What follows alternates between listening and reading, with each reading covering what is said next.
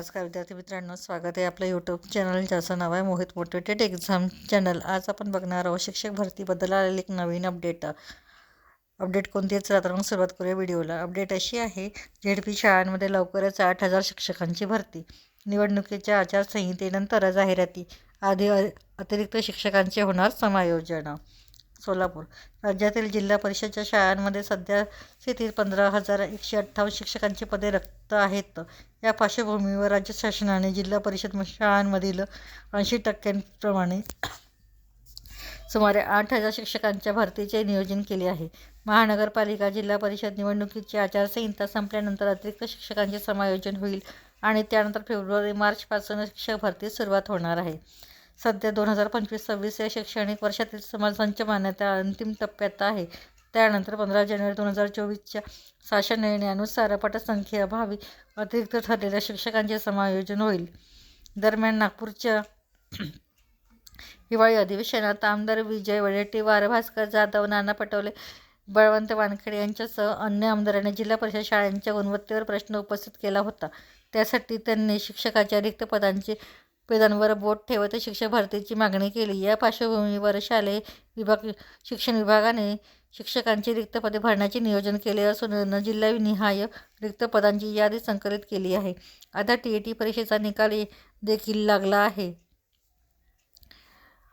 स्थानिक स्वराज्य संस्थांच्या निवडणुकांची आचारसंहिता संपल्यावर अतिरिक्त शिक्षकांचे समायोजन करून रिक्त राहिलेल्या पदजागांच्या जाहिराती पवित्र पोर्टलवर मागवून घेतल्या जातील। त्यानंतर संपूर्ण भरती प्रक्रिया पवित्र पोर्टलवरूनच राबविली जाईल, असे शिक्षक संचालक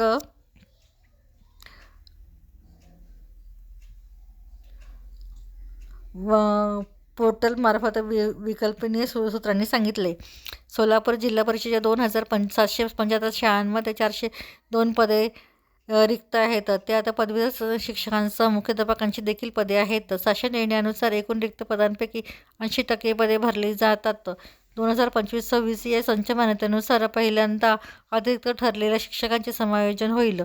त्यानंतर रिक्त पदांच्या भरतीची मागणी केली जाईल, असं कादर शेख, प्राथमिक शिक्षणाधिकारी, जिल्हा परिषद सोलापूर यांनी म्हटलं आहे।